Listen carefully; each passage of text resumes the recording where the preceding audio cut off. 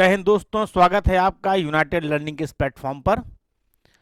तो आज हम डिस्कस करने जा रहे हैं एनडीए केमिस्ट्री का जो टॉपिक है non metal and there compound. तो हमारा लास्ट टॉपिक जो खत्म हुआ था वो मेटल एंड देयर कंपाउंड, जिसको मैंने 3 से 4 वीडियो में कंप्लीट किया है। नेक्स्ट हमारा टॉपिक है non metal and there compound. तो क्लास इसको स्टार्ट करते हैं, मन लगाकर इसको देखिए, पढ़िए, उसके बाद हम उससे क्वेश्चन को डिस्कस करेंगे। तो स्टार्ट करते हैं। बात करते हैं non metals and there compound में कि मेटल्स की कुछ फिजिकल प्रॉपर्टी और नॉन मेटल की जो प्रॉपर्टीज आपको पता है, कुछ विशेष प्रॉपर्टी, और उससे जो आपके कुछ उसमें जो अलग है या डिफरेंशिएट कर रही है, उसको हम अच्छे से पढ़ते हैं। देखते हैं क्या है। नॉन मेटल्स आर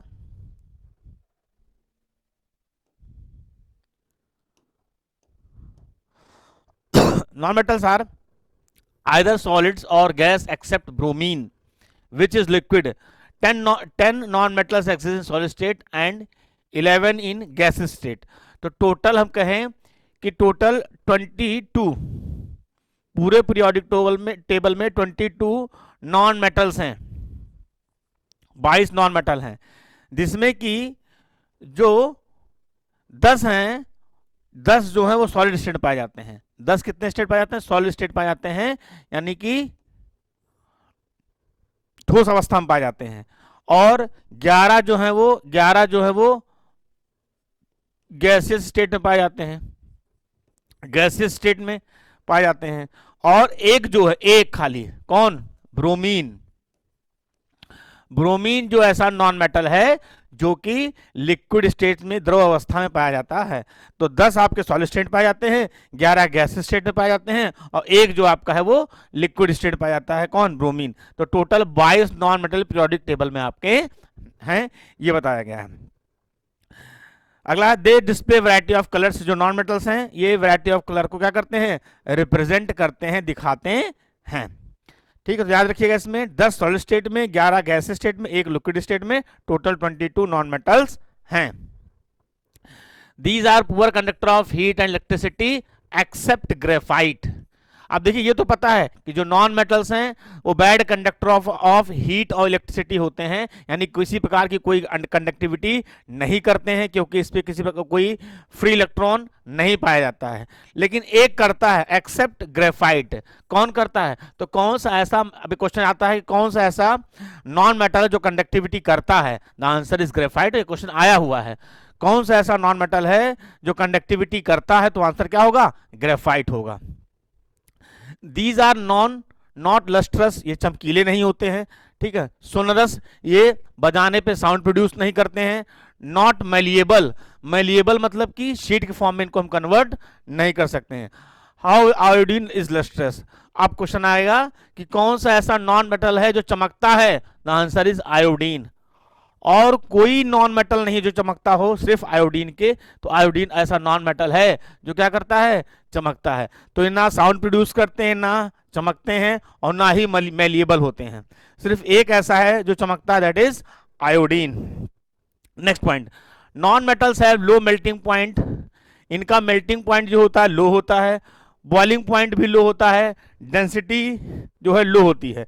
तो नॉन मेटल जो होते हैं जनरली, ये कॉमन प्रॉपर्टी सबको पता है, नॉन मेटल का melting point, boiling point, density, ये तीनों क्या होते हैं? लो होते हैं। एक्सेप्ट डायमंड एंड ग्रेफाइट, इनका मेल्टिंग पॉइंट, बॉइलिंग पॉइंट जो होता है वो हाई होता है।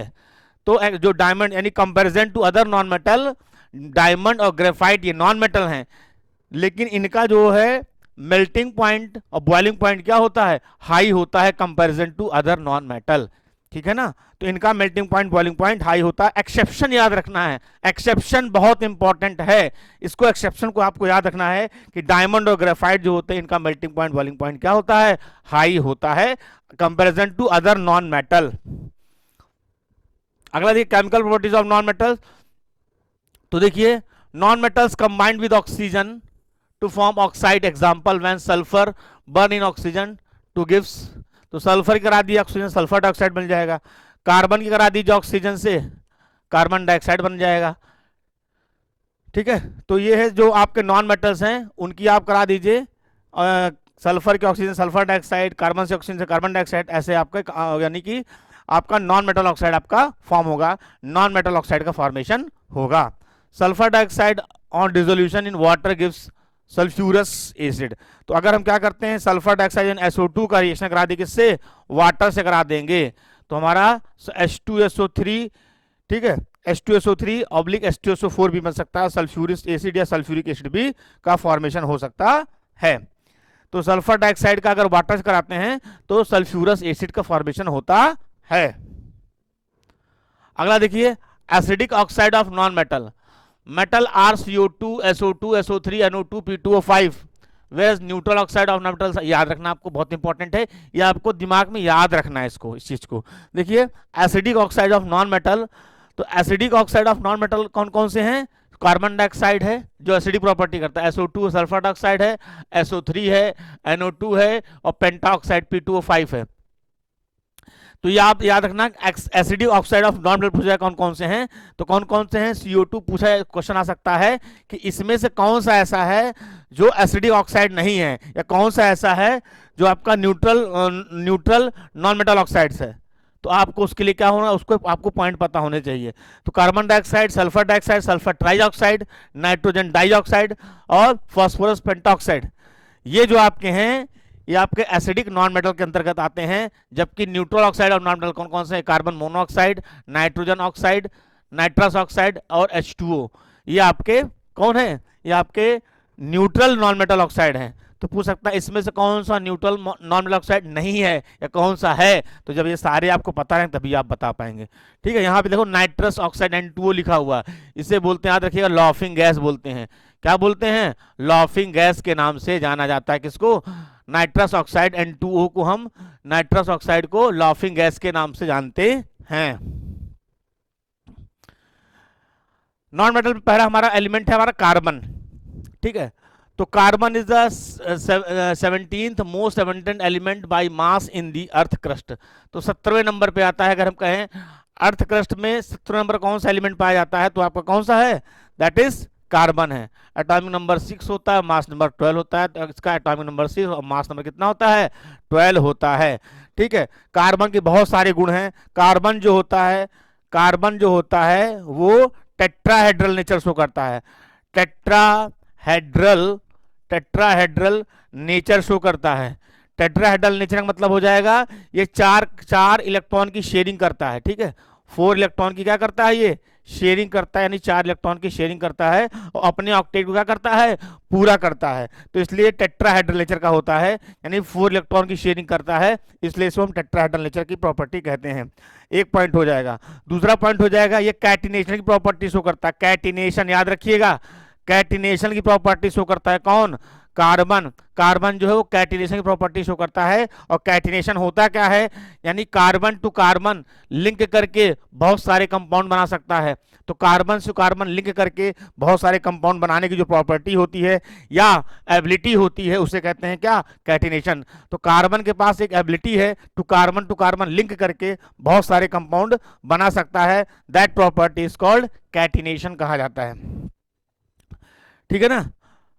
और इस तरह से पूरे पीरियोडिक टेबल में कार्बन ही ऐसा एलिमेंट है जो सबसे ज्यादा कंपाउंड बनाता है। कार्बन ही ऐसा एलिमेंट है जो सबसे ज्यादा कंपाउंड बनाता है, लगभग 5 लाख कंपाउंड, ये अप्रोक्सीमेटली 5 लाख कंपाउंड बना सकता है। और जो एलिमेंट है, कोई भी एलिमेंट 50,000 से ऊपर कंपाउंड, मैक्सिमम 50,000 से ऊपर कंपाउंड नहीं बना सकते हैं, लेकिन कार्बन ऐसा है जो इतने कंपाउंड बना सकता है। प्रॉपर्टीज देखिए, it form multiple bonds itself with the other atoms are small size. तो मल्टीपल बॉन्ड मतलब बना रहा है, यानी कि कार्बन से कार्बन, तो कहने वाला एक अगर कार्बन से सिंगल बॉन्ड बनाता है, carbon to carbon double bond बनाता है, और carbon to carbon triple bond. तो single bond, double bond, triple bond, ठीक है, सिंगल बॉन्ड, डबल बॉन्ड और ट्रिपल बॉन्ड यानी कि फॉर्मेशन कर सकता है। ठीक है ना, याद रखिएगा। तो बहुत सारे बॉन्ड बनाता है ये। तो सिंगल बॉन्ड में आपका अल्केन हो जाता है, डबल बॉन्ड में अल्कीन बोलते हैं, और ट्रिपल बॉन्ड में अल्काइन बोलते हैं, याद रखिएगा। Carbon atom link with another carbon through covalent bond form chains and ring. This property self linking is called catenation. तो बता दिया है, ये मैं बता चुका हूं कि कार्बन से कार्बन लिंक करके बहुत सारे कंपाउंड बनाता है। इस प्रॉपर्टी को हम क्या बोलते हैं, कैटिनेशन बोलते हैं। इस प्रॉपर्टी को हम क्या बोलते हैं, कैटिनेशन, याद रखिएगा।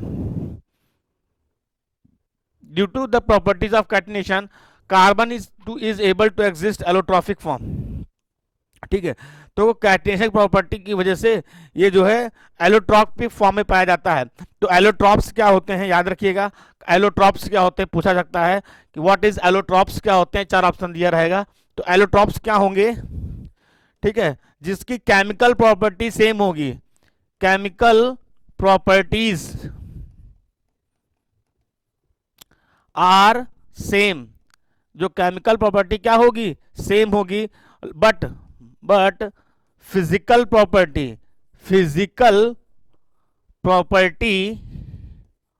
Properties are different, physical property क्या होगी, डिफरेंट होगी। तो जिसके केमिकल प्रॉपर्टी सेम हो और फिजिकल प्रॉपर्टी अलग अलग हो, दैट इज कॉल्ड एलोट्रॉप्स कहा जाता है, दैट इज कॉल्ड एलोट्रॉप्स कहा जाता है। एलोट्रॉप्स कार्बन के जो हैं, कार्बन के 3 एलोट्रॉप्स मेन हैं, ठीक है, कौन कौन से हैं, दैट इज पहला है डायमंड, पहला है आपका डायमंड है, दूसरा आपका क्या है, ग्रेफाइट है दूसरा, और तीसरा है फुलरिन, FUEER यानी फुलरिन। तो आपका डायमंड है, ग्रेफाइट, फुलरिन, ये 3 एलोट्रॉप्स हैं कार्बन के, याद रखिएगा, कार्बन के एलोट्रॉप्स आपसे पूछ सकते हैं। तो डायमंड है, ग्रेफाइट और फुलरिन, ये अगर आप तीनों को जलाएंगे, तीनों को हम बर्न करेंगे, तो सीधी सी बात है, जितने भी हमने बताया डायमंड, ग्रेफाइट, फुलरिन, ये तीनों जो किससे बने हुए हैं, कार्बन से बने, हाइड्रोजन से बने हुए हैं। तो अगर आप इसको जलाते हैं तो क्या मिलेगा, कार्बन और हाइड्रोजन मिलेगा। तो कुल मिला के कहने का मतलब ये है कि इनकी जो केमिकल प्रॉपर्टी होती है वो सेम होती है, बट फिजिकल प्रॉपर्टी क्या होती है, अलग होती है। अब उसको हम डिस्कस करेंगे, इसको कि इसकी फिजिकल प्रॉपर्टी जो होती है वो अलग होती है, इसके बारे में हम लोग डिस्कस करेंगे। अब कार्बन के जो है, कार्बन के अलग अलग पार्ट हैं, ठीक है, उसी कार्बन को अलग अलग नाम से जाना जाता है, तो उसको बताया गया। पहला है lamp black, it is the purest form of carbon and contain 95% of carbon. बहुत इंपॉर्टेंट है, पूछ सकता है, 4 ऑप्शन दिया रहेगा, चारकोल दिया है, लैम्प ब्लैक दिया है, वुड चारकोल दिया है, 4 ऑप्शन दिया रहेगा, पूछेगा प्योरेस्ट फॉर्म ऑफ कार्बन। तो लैम्प ब्लैक जो होता है that is purest form of carbon, about 95% इसमें जो है कार्बन कंटेन किया होता है।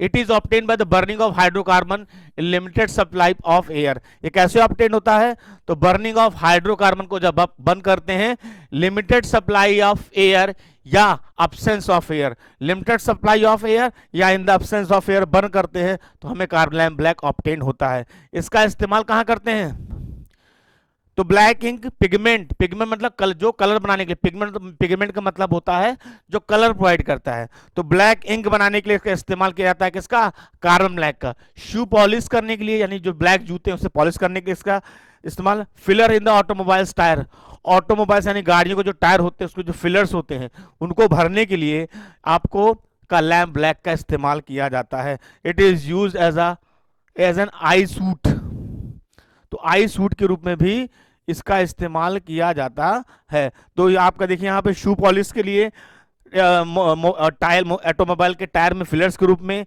ब्लैक इंक बनाने के लिए, ठीक है, आई सूट के लिए इसका इस्तेमाल करते हैं, ठीक है। ये लैम्प ब्लैक के बारे में हम यहाँ पर बात कर रहे हैं। नेक्स्ट देखिए का अगला है चारकोल। नेक्स्ट हमारा पॉइंट है charcoal. It is the impure form of carbon because of its porous structure and large surface area. तो ये जो इम्प्योर फॉर्म ऑफ कार्बन कहा जाता है किसको, चारकोल को, that is a impure of carbon. क्यों कहते हैं, क्योंकि ये पोरस स्ट्रक्चर का होता है। पोरस मतलब होता है कि जगह जगह क्या होता है, इसमें छेद होता है, इसलिए इसे हम कहते हैं क्या, पोरस स्ट्रक्चर कहते हैं, ठीक है। लार्ज सरफेस एरिया, इसका जो सरफेस एरिया होता है बहुत बड़ा होता है, पोरस स्ट्रक्चर है, सरफेस एरिया इसका बड़ा होता है, ठीक है, इसलिए इम्प्योर फॉर्म ऑफ कार्बन कहा जाता है इसको। High capacity of absorbing gases, सीधी सी बात है, जब पोरस स्ट्रक्चर होंगे, हल्के हल्के वहां पे क्या होंगे, पोर्स बने होंगे, छेद बने होंगे, तो इसके अंदर कैपेसिटी होती है किस चीज की, एब्जॉर्बिंग गैसेस, गैस को एब्जॉर्ब करने की कैपेसिटी इसके अंतर्गत इसके होती है, ठीक है। तो इसका यूज भी देख लीजिए, इसका यूज करते हैं हम लोग, जो है यूज करते हैं इसका फैक्ट्रीज का मास्क बनाने के लिए, मास्क बनाने के लिए इसका इस्तेमाल किया जाता है। मास्क बनाने के लिए इसका इस्तेमाल करते हैं, क्यों करते हैं, मास्क बनाने के लिए इसका इस्तेमाल करते हैं क्योंकि इसके अंदर पोर्स होते हैं, तो जो जहरीली गैसें होती है, पॉइजनस गैसें आके उसमें फंस जाती हैं, और जो व्यक्ति सांस लेता है उसके अंदर कोई केमिकल बॉडी के अंदर नहीं जाता है। तो इसका मास्क बनाने के लिए इस्तेमाल करते हैं फैक्ट्रीज में और इंडस्ट्रीज में। अगला आ गया would charcoal. It is obtained by the heating of would in the absence of air at high temperature. तो वुड चारकोल कैसे मिलता है? वुड चारकोल खुद ही बोल रहा है कि हम क्या करते हैं, हीटिंग ऑफ वुड, लकड़ी को हीट करना in the absence of air, यानी ऑक्सीजन वहां पर प्रेजेंट नहीं है। In the absence of air का मतलब हो गया कि O2 नॉट प्रेजेंट, वहां पर ऑक्सीजन प्रेजेंट नहीं है और टेम्परेचर हाई है, तो वहां पे हमें क्या ऑब्टेन होता है? वुड चारकोल होता है। हाईली पोरस नेचर का होता है, इसमें बहुत सारे छेद होते हैं। Activated charcoal is used absorbing poisonous gases and making mask which is use in mines and factories. तो ये भी वुड चारकोल में भी क्या है, बहुत सारे पोर्स होते हैं। जो पोर्स होते हैं वो गैस को एब्जॉर्ब करने की उनके अंदर कैपेसिटी होती है या उनके अंदर इसकी एबिलिटी होती है। तो वो क्या करते हैं, जो जहरीली गैसेस होती हैं उनको क्या करते हैं, एब्जॉर्ब कर लेते हैं। कहाँ पे? जो लोग माइंस में काम करते हैं, जो लोग फैक्ट्रीज में काम करते हैं, केमिकल फैक्ट्रीज में जहाँ पे केमिकल इस्तेमाल होता है, तो वहाँ पे जहरीली गैसें निकलते हैं, तो उसको क्या कर लेता है, वो एब्जॉर्ब कर लेता है। तो वुड चारकोल का पूछा जाए या आपको इससे पहले वाला जो आपको बताया चारकोल पूछा जाए, दोनों में पोर्स होते हैं जो क्या करते हैं, जो है गैस को एब्जॉर्ब करने की उनकी कैपेसिटी होती है। तो जहरीली गैस उसको क्या कर लेते हैं, एब्जॉर्ब कर लेते हैं। It is a good reductant and exhibit germicidal properties. तो जर्मीसाइडल प्रॉपर्टी यानी जर्म्स को क्या करते हैं, खत्म कर देते हैं। इनके अंदर जर्मीसाइडल प्रॉपर्टी, साइडल जो खत्म कर दे, ठीक है, सुसाइड, साइड वर्ड के बारे में देखिए सत्येंद्र सर से पढ़िएगा इंग्लिश में। तो साइड वर्ड जो रूट वर्ड होते हैं, तो उससे क्या निकलता है, जर्मीसाइड जो जर्म्स को खत्म कर दे। It is used making explosive, ठीक है, एक्सप्लोजिव बनाने के लिए भी इसका इस्तेमाल करते हैं। वुड चारकोल का इस्तेमाल एक्सप्लोजिव बनाने के लिए करते हैं, ऐसा जर्मीसाइड के रूप में करते हैं, और मास्क बनाने के लिए इसका इस्तेमाल किया जाता है। Bone charcoal, it is obtained by the destructive distillation of bone. तो बोन का डिस्ट्रक्टिव डिस्टिलेशन, यानी डिस्ट्रक्टिव डिस्टिलेशन मतलब होता है अलग अलग टेम्परेचर पे हीट करना, that is called destructive distillation. तो बोन को हम अलग अलग टेम्परेचर पे जब हीट करते हैं तो वहां से बोन चारकोल हमें मिलता है। Organic substance are bleached by using this charcoal. Organic substance को ब्लीच करने के लिए बोन चारकोल का इस्तेमाल किया जाता है। ऑर्गेनिक मतलब जो खाने के लिए इस्तेमाल होती हैं, ऑर्गेनिक मतलब जो खाने के लिए इस्तेमाल होती हैं, ऐसे चारकोल को ब्लीच करने के लिए बोन चारकोल का इस्तेमाल किया जाता है। Sugar charcoal and blood charcoal, these are obtained by the destructive distillation of sugar and blood respectively. तो सीधी सी बात है, शुगर चारकोल या ब्लड चारकोल होता है, कैसे ऑब्टेन करते हैं, वही डिस्ट्रक्टिव डिस्टिलेशन, यानी अलग अलग टेम्परेचर पे हीट करना, किसको, शुगर को या ब्लड को। अलग अलग टेम्परेचर पे हीट करने से शुगर चारकोल या ब्लड चारकोल हमें ऑब्टेन होते हैं। तो ये हो गया बोन चारकोल हो गया, शुगर चारकोल हो गया, ब्लड चारकोल हो गया, इससे पहले हमने नॉर्मल चारकोल हो गया, ठीक है। तो ये सारे इनके पॉइंट हैं कि ये क्या क्या होते हैं और कहां पे इनका इस्तेमाल किया जाता है। अब बात करते हैं कोल की, ठीक है, कोल की बात करते हैं। कोल में क्या क्या चीज पॉइंट दिया गया है, देखिए about 90% of coal found in northern hemisphere. 90% जो कोल है वो नॉर्दर्न हेमिस्फीयर में पाया जाता है। कोल का 90% जो पार्ट होता है वो नॉर्दर्न हेमिस्फीयर पे पाया जाता है। It is obtained by the process of carbonation from vegetables substance and considers unlimited source of energy. तो वेजिटेबल्स वेस्ट जो होते हैं उनके डिकम्पोजिशन से, मिलियंस ऑफ ईयर्स में डिकम्पोजिशन होता है, उससे हमें कोल का ऑब्टेन होता है। इट इज यूज्ड फ्यूल के रूप में, production of coal gases and synthetic petrol, ठीक है। तो इनका हम इस्तेमाल फ्यूल के रूप में, ईंधन के रूप में करते हैं, कोल गैस को प्रोड्यूस करने के लिए और सिंथेटिक पेट्रोल प्रोडक्शन के लिए इसका इस्तेमाल किया जाता है। तो फ्यूल के रूप में, कोल गैस प्रोडक्शन के रूप में और सिंथेटिक पेट्रोल को बनाने के लिए इसका इस्तेमाल किया जाता है, किसका, कोल का। और ये नॉर्दर्न हेमिस्फीयर में सबसे ज्यादा पाया जाता है। टाइप्स ऑफ कोल की बात करते हैं। तो टाइप्स ऑफ कोल आपके देखिए कोल जो होते हैं 4 प्रकार के होते हैं। तो पहला देखिए कौन कौन सा है, पीट। पीट दिया गया है, सबसे लो क्वालिटी का कोल होता है पीट। तो 50 से 60% का जो है इसमें कार्बन की मात्रा होती है। जो प्योरिटी की बात करते हैं, अच्छे कोल की बात करते हैं, खराब कोल की, वो डिपेंड करता है परसेंटेज ऑफ कार्बन। तो यहाँ पे 50-60% कार्बन होता है और बाकी इसमें वाटर की मात्रा ज़्यादा होती है, तो ये लो क्वालिटी का कोल हो गया। लिग्नाइट सेकंड नंबर पे आता है, या इसे हम ब्राउन कोल बोलते हैं। 60 से 70% कार्बन होता है, 60-70% कार्बन होता है इसमें, और जो है ये भी लो क्वालिटी में। ये दोनों जो है आपके लो क्वालिटी में आते हैं, याद रखिएगा, क्योंकि इसमें मॉइस्चर ज्यादा होता है, पानी की मात्रा ज्यादा होती है। ठीक है, इसका इस्तेमाल कहाँ करते हैं? इसका इस्तेमाल रोड मेकिंग है, रोड बनाने के लिए, रोड बनाने के लिए इसका इस्तेमाल किया जाता है। रोड कंस्ट्रक्शन में, रोड कंस्ट्रक्शन में इसका इस्तेमाल करते हैं, रोड बनाने के लिए इसका इस्तेमाल किया जाता है। दोनों का, पीट और लिग्नाइट का, याद रखिएगा। अगला आता है बिटुमिनस, जिसमें से 78 से 86% परसेंटेज का थोड़ा बहुत रहेगा, किसी बुक में कुछ लिखा हुआ है, लेकिन उसी के बीच में रहेगा, बहुत ज्यादा फर्क नहीं रहेगा। ठीक है, याद रखिए इसको। It is generally variety of coal, तो ये बिटुमिनस होता है यूज फॉर डोमेस्टिक पर्पस, जो हम लोग घरों में अलाव जलाते हैं, कपड़ा जो प्रेस करते हैं उसमें जो कोल इस्तेमाल करते हैं, ठीक है, तो उसमें जो कोल इस्तेमाल किया जाता है वो बिटुमिनस होता है। तो ये जो अच्छी क्वालिटी में आता है, यानी कि आपका हम कह सकते हैं कि बेस्ट में सेकंड नंबर पे आता है। ठीक है ना, बेस्ट में सेकंड नंबर पे आता है। तो ये हम कहाँ इस्तेमाल करें? डोमेस्टिक पर्पस में, अलाव जलाने के लिए हो गया, या फिर जो क्या कहते हैं कपड़े प्रेस वाले में जहां इस्तेमाल करते हैं, और बहुत जगहों पे इस तरह से नॉर्मली जहां पे इस्तेमाल कर सकते हैं इसका इस्तेमाल करते हैं बिटुमिनस का। फिर टॉप मोस्ट होता है एंथ्रासाइट, बेस्ट क्वालिटी का कोल आपका है एंथ्रासाइट है, जिसमें कार्बन की परसेंटेज 94 to 98% होती है, पानी की मात्रा ना के बराबर होती है, मतलब होती ही नहीं है। गुड क्वालिटी का कोल होता है, हाई क्वालिटी का कोल होता है कौन? एंथ्रासाइट बेस्ट क्वालिटी का कोल होता है। इसका इस्तेमाल हम लोग करते हैं इसका थर्मल पावर प्लांट पर। कहां? Thermal power plant, thermal power plant में इसका इस्तेमाल किया जाता है। किसका? आपका एंथ्रासाइट जो बेस्ट क्वालिटी का होता है, इसका इस्तेमाल थर्मल पावर प्लांट में किया जाता है। थर्मल पावर प्लांट में क्या करता है? तो थर्मल पावर प्लांट वह जगह होती है जहां पे बहुत सारे बॉयलर लगे होते हैं, वो बॉयलर में पानी जो है रखा होता है, वो पानी उबलता है। तो कैसे उबलेगा? कोयले को जलाते हैं, कोयला जलता है, पानी उबलेगा, भाप बनेगी, स्टीम बनेगी, और स्टीम से क्या करेंगे? टरबाइन को रोटेट कराएंगे, इलेक्ट्रिसिटी जनरेट करेंगे। इंडिया में इलेक्ट्रिसिटी जो है, अगर हम कहें सबसे ज़्यादा प्रतिशत की बात करते हैं, तो हम कोयले से ही इलेक्ट्रिसिटी जनरेट करते हैं। तो उसमें कौन सा कोयला इस्तेमाल करते हैं? एंथ्रासाइट का इस्तेमाल करते हैं, याद रखिएगा, एंथ्रासाइट की। और जो उसकी राख बनती है, राख, जो राख जलने के बाद जो राख बचेगी कोयले की, उसका इस्तेमाल हम लोग किसा करते हैं? उसका इस्तेमाल हम लोग सीमेंट बनाने के लिए किया जाता है। उस राख का इस्तेमाल सीमेंट बनाने के लिए किया जाता है, तो उस राख का भी प्रयोग किया जाता है, याद रखिएगा।